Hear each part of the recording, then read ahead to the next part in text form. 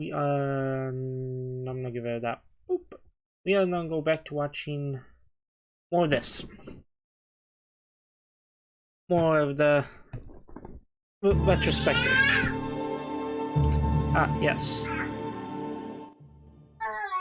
Combat seems like a good place to really start trying to crack this egg of a game open. This is the debut of my Legendary Edition character, We'll do Shoring this. Hardheart, a Nord whose name nods to the leader of the Morrowind Fighters Guild. This playthrough was the one where I played the original version of Skyrim, so if things look a little desaturated, that's because Shoring has seasonal affective disorder. If the player follows the natural flow and insistence of Skyrim, you will eventually head out towards Whiterun, Yeah, look at where you. you will encounter this event.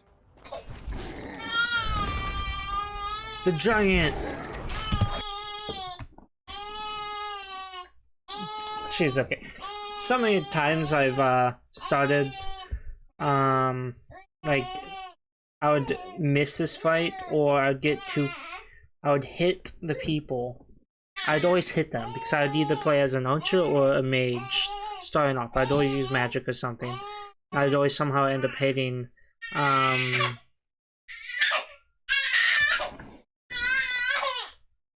Miss Ma'am, you okay? Somehow I'd always end up hitting one of them, and then I'd get attacked. It's kind of bogus that there's no, like, way to... Oh my god. 2 seconds.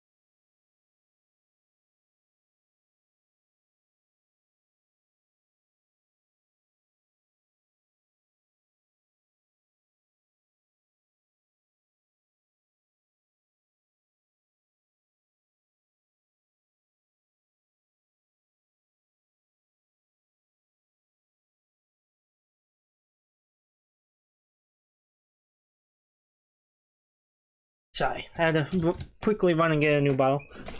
But yeah, no, I'd always hit one of the companions and it would fuck up the thing. It's so annoying.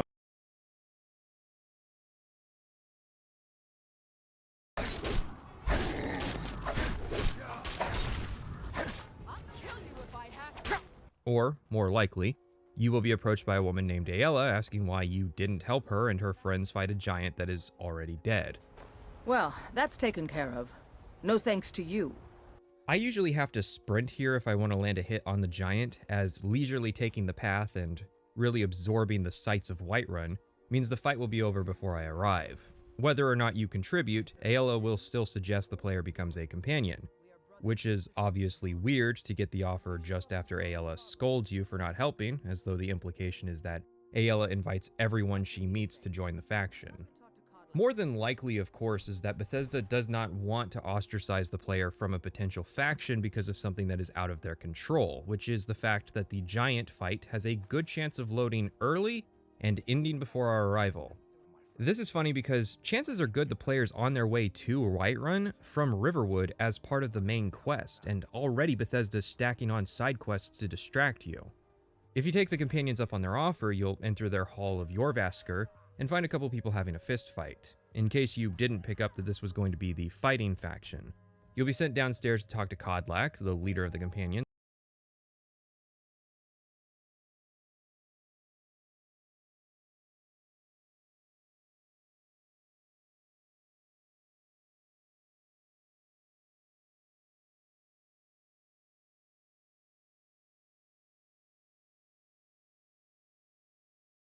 Where you'll overhear a conversation establishing that Kodlak is not the leader of the companions, and then are told in conversation again that Kodlak is not the faction leader of the companions before being given a trial and then a tour that ends in being told to find work from a leader of the companions. Let's back this up. Vilkas and Kodlak are having a conversation when we arrive,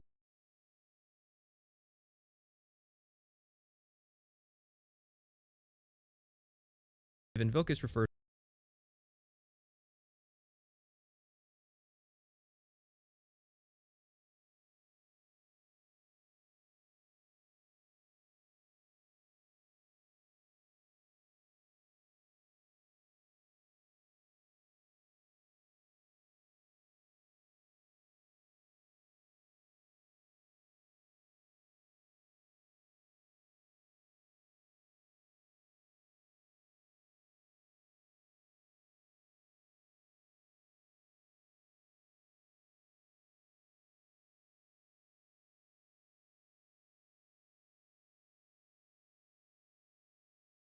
to Kodlak as master. This is pretty unusual because Vilkas is a long-term member of the companions and knows Kodlak very well. He knows full well that Kodlak is not the leader of the companions, as the companions have no leader. Despite that, he still feels the need to call Kodlak his master, and then Kodlak feels the need to reaffirm that he is not the leader. It's a pointless exposition that serves to fill the player in on an irrelevant lore detail that the companions totally don't have a faction leader, guys, just a harbinger role that's responsible for doing all the paperwork, making all the executive policy decisions, and having the biggest bedroom at Jorvisker. And the game does this at the cost of one of its primary characters for the storyline, Vilkas. Which is pointless because 1, our conversation with Kodlak reaffirms that fact, and 2, the game does little with this information. I guess it's just a way for Bethesda to sidestep the old criticism of faction leadership positions being meaningless by saying that the player technically isn't the leader of the companions since they don't have one, but that's dumb because the Harbinger rank is totally a leadership position considering that all the rules of the companions were established by past Harbingers, decisions like whether or not the companions participate in civil wars, and one very big, very recent decision that is central to this storyline. Kodlak thinks we are worthy of joining the faction, but Vilkas disagrees. We're later told why Kodlak thinks we're worthy, but not what metric Vilkas uses, or why the other Circle members are not consulted about our initiation. Yeah, the leaderless Companions faction not only has a leadership rank, but a circle of management level positions, where the Harbinger can veto at will. Basically, the Companions form into this hierarchy, with an equal number of Circle members to regular Companions and an equal number of Harbingers to Initiates, with us being the only one. We start out by sparring with Vilkas to gauge our physical prowess by bashing on his shield. It's established that the player cannot use magic here, but I have had this quest more than once turn into an absolute bloodbath due to buggy scripting. Vilkas does not always take getting hit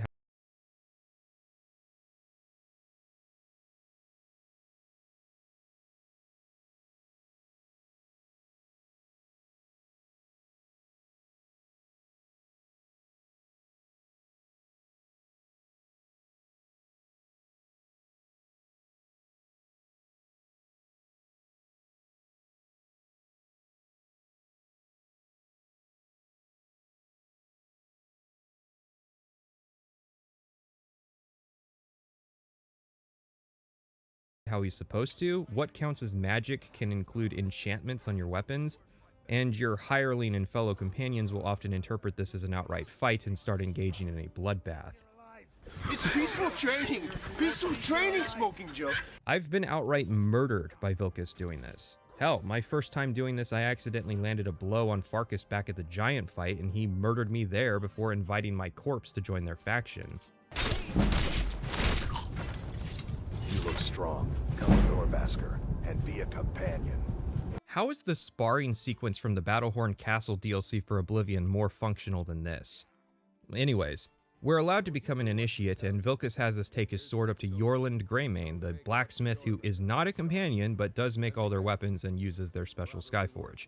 This is mostly to establish that, in principle, nobody in the companions is supposed to be anybody's boss, and that Vilkas is just taking advantage of our newness to make us run errands for him. You'll hear some of the brighter faces around here talk about honor and glory.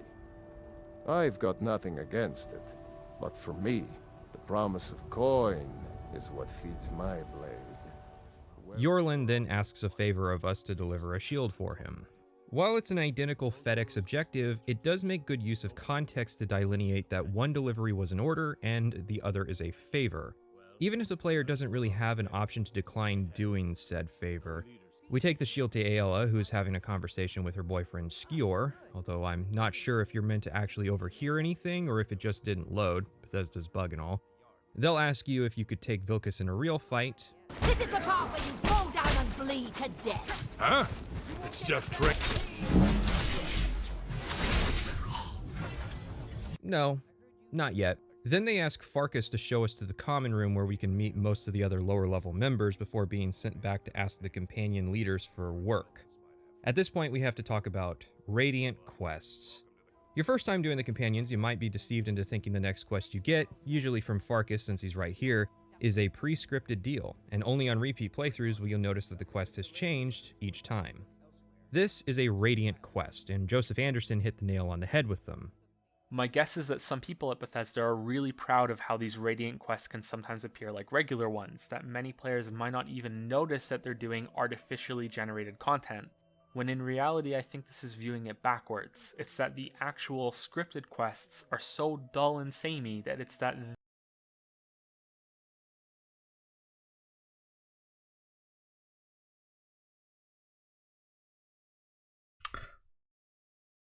I didn't realize my mic was muted still. Anyways. Oh no.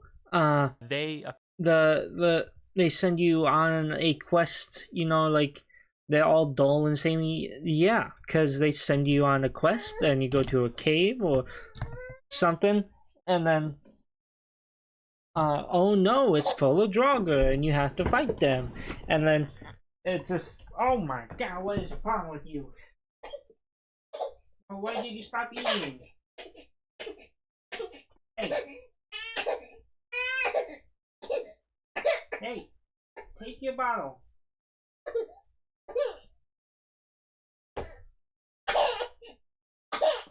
Can you stop? You're fine.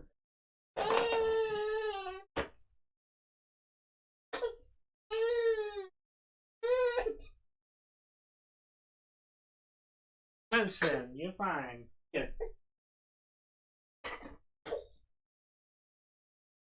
Why are you so grumpy? I'm trying.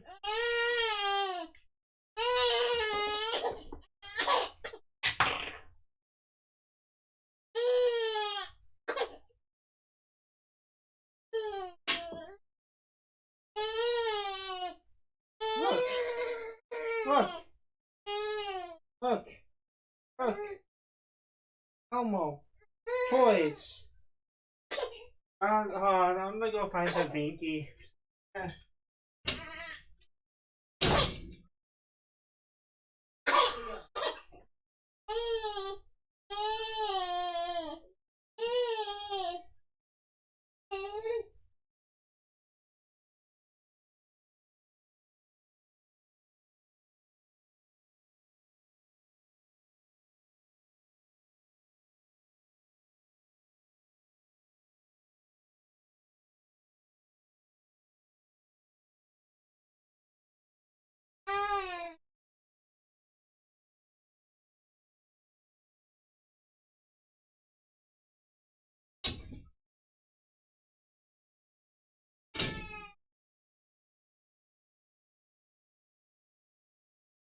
Oh, what are you doing, Miss Ma'am? My son's so not happy and I'm waking him up. But anyways, yeah. A lot of the quests are same. You go to a Draugr hole, you fight. Maybe you find... And then even the Dwemer ruins are the same. There's just fucking endless tunnels of the same look. Like they could... It's just caves. And more caves. Why all the caves? Or it's a fetch quest, or like go grab this, bring this to them, and then report back to me. Or go do this, and then come back to me, clear this place, kill these bandits. Go talk to some people, and then come back to me. It's very samey. There's a lot of the same shit for everything. It's kind of appear like dumb. Radiant ones, not the other way around.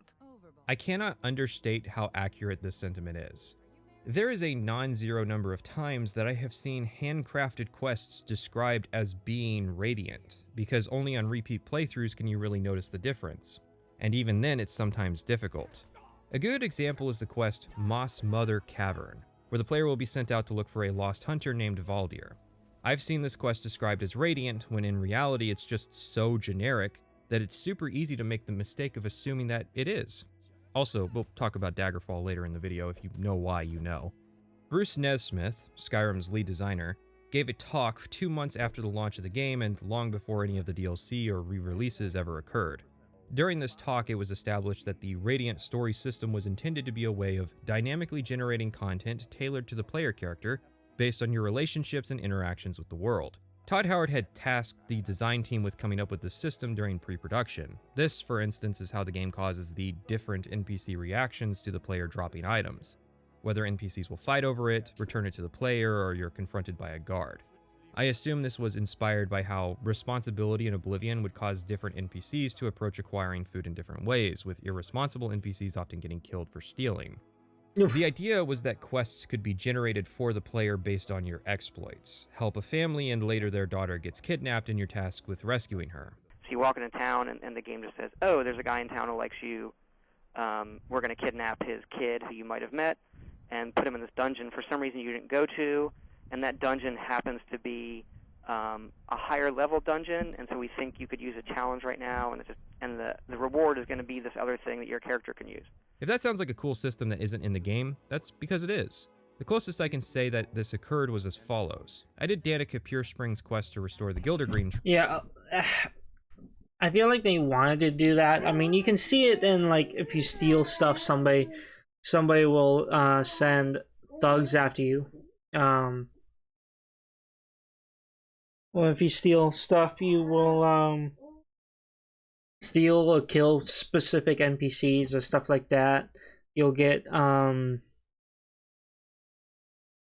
assassin sent at you or something like that. Even though like those might be radiant, kind of like, oh, it's just you met the requirements for this or something like that. I feel like they wanted to do that and they kind of implemented some of it by like the thugs or the assassins or the courier. If a specific NPC dies and you have a good relationship with them, either like you've done a friendship quest, essentially, like you've done a quest for them and they like you. Sometimes if they die from like an enemy during a fight or something like that, the courier will come and give you a will, which will give you like 100 gold and like a side item. But other than that, they don't. That's as far as it goes. They didn't really, and they had like 3 DLCs to kind of fix that, but they just didn't. I mean, it makes sense that they didn't do that, but like they had a chance. They had a lot of chances to fix things or add things to the game that would actually be significant. Granted that whatever they did, regardless, everyone still plays the game. It's even to this day, 10 years later, people still play the game. It's not like a longevity issue or things like that. There's a lot of ways to change it with like mods or just starting a new character, putting challenges on yourself, playing survival mode, legendary difficulty, or things like that. There's a lot of things that change it and give the game longevity, but they had a chance to add some cool shit. And the Creation Club was kind of a way to do that, but also wasn't. Like they added some things that were already mods that they just commissioned for them to make official for the game. I don't know, I feel like they had a lot more. And like in the Anniversary Edition, like they added Creation Club content and Creation Club content they never got to release. They could have also added like a whole nother like location or DLC or like you can visit some part of Cyrodiil, or like they could have added some cool stuff. It'd be awesome to go to Oblivion and like they just remade Oblivion, but around Skyrim time, where the events of Skyrim's going on in Oblivion as well. Like, there could even be dragons flying around Oblivion. You'd be walking the streets in Imperial City, and a dragon swoops in to attack, and people will be running into shops and stuff, and you have to fight it off in the streets. I don't know. It'd be cool. Like, they had a chance to do some fun stuff, but they just didn't. Then later, when I got a Radiant quest from the companions, it was to rescue a kidnapped Danica from the Forsworn. This appears, however, to have been a complete coincidence.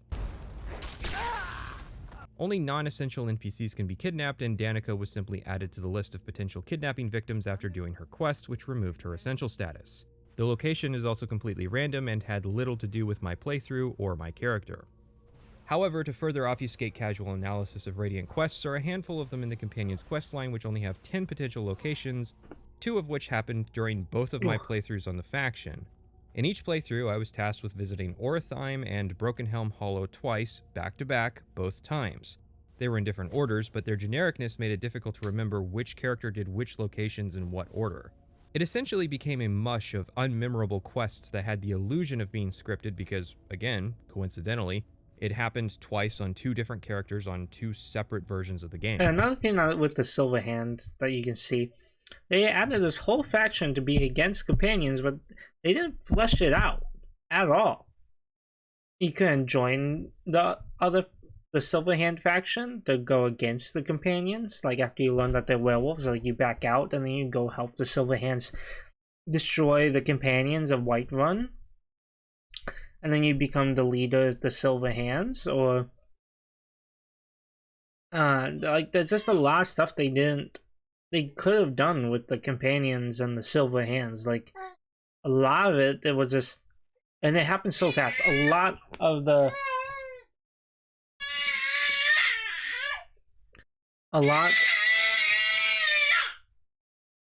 yeah. A lot of the quests, like guild quests, that you go through it so quick. Miss Ma'am, you okay? Don't get mad at your toys, you're okay.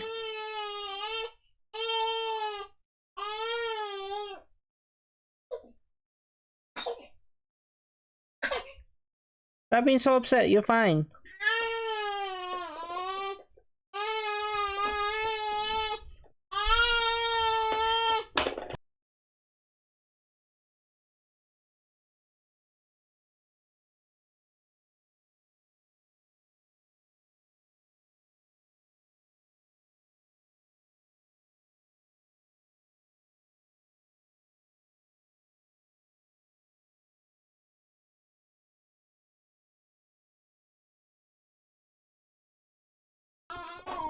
Okay, let's just not continue.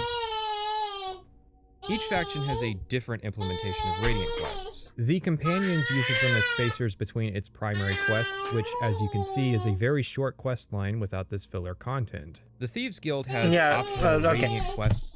As I was saying, a lot of the guild quests, they happen so fast, and like they're short. Like, compared to Oblivion, where you have to go between all the guilds, all the mage guild halls, and do all their tests to be able to even get into the mages guild in the Imperial City. Like, there's a lot more quests for each guild in Oblivion, and they're more fleshed out.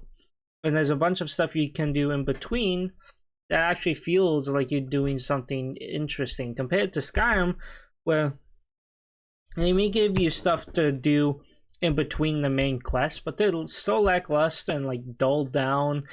Like, there's no substance to the Radiant quests that they give you in between main quest parts. Like, and then like you go like within 5 main story quests, it could take you 2-3 hours to get through. All of a sudden, you're the leader of said faction. And even then, after that, there's hardly anything to do with that said faction after you become leader. Like, you can't send people out on jobs from that faction that you have.